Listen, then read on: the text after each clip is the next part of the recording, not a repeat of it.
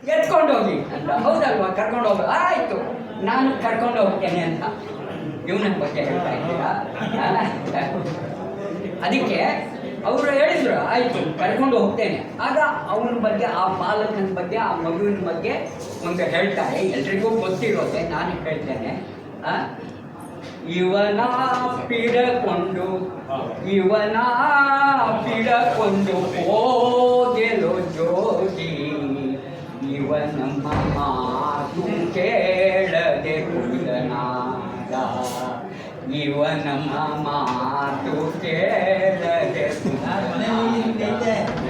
ಓಡು ತೊಡುತ್ತ ಹೋಗಿ ದಪ್ಪ ನೀರೊಳು ಮುಳುಗಿದ, ಬೇಡವೆಂದರೆ ಬೆಟ್ಟ ಬೆನ್ನಲಿ ಪೋಟ, ಓಡು ತೊಡುತ್ತ ಹೋಗಿ ದಾರುಣಿ ನೆಗಹಿದ, ಹಿಡಿಯ ಹೋದರೆ ಬಾಯ ತೆರೆದು ಅಂಜಿಸಿದ, ಇವನಮ್ಮ ಮಾತು ಕೇಳದೆ ಪುಡನಾದ, ಇವನಮ್ಮ ಮಾತು ಕೇಳದೆ ಪುಡನಾದ. ಹುಲ್ಲಲಿ ಬ್ರಾಹ್ಮಣನ ಕಣ್ಣ ತಿವಿದ ಬುದ್ಧಿ, ಇವ ಹುಲ್ಲಲಿ ಬ್ರಾಹ್ಮಣನ ಕಣ್ಣ ತಿವಿದ ಬುದ್ಧಿ, ಅಲ್ಲವೆಂದರೆ ಕೈಲಿ ಕೊಡಲಿಯ ಪಿಡಿದ, ಬಿಲ್ಲು ಹಿಡಿದು ರಾಕ್ಷಸರನು ಸವರಿದ, ಬಲ್ಲಿದ ಮಾವನ ಶಿರವನೆ ತರಿದ, ಇವನಮ್ಮ ಮಾತು ಕೇಳದೆ ಪುಣ್ಯನಾದ, ಇವನಮ್ಮ ಮಾತು ಕೇಳದೆ ಪುಣ್ಯನಾದ.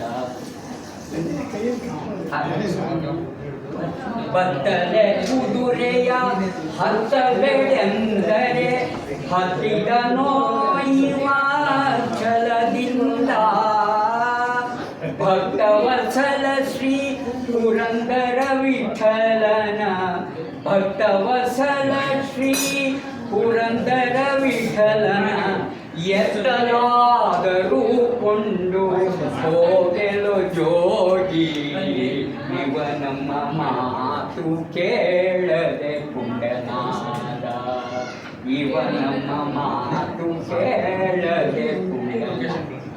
ಇವನನ್ನು ಚಿಕ್ಕ ಮಕ್ಕಳನ್ನು ಕರ್ಕೊಂಡು ಹೋಗುವಂತ, ಅದರಲ್ಲಿ ಅವರು 10 ಅವತಾರಗಳನ್ನು ಸೇರಿಸಿ ಹೇಳಿಬಿಟ್ರು. ಈ ಮಗುವಲ್ಲಿ ಅಷ್ಟು ಇದಿದೆ. ಅಂದರೆ ಕೃಷ್ಣನನ್ನು ನೆನೆಸ್ಕೊಂಡು ಅಥವಾ ಇವನನ್ನು, ನಿಮ್ಮನ್ನು ಗಲಾಟೆ ಮಾಡುವವರನ್ನು ಕರ್ಕೊಂಡು ಹೋಗ್ತೇವೆ, ಆದರೆ ದೇವರಂತೆ ನಾವು ಕಾಣ್ತೇವೆ.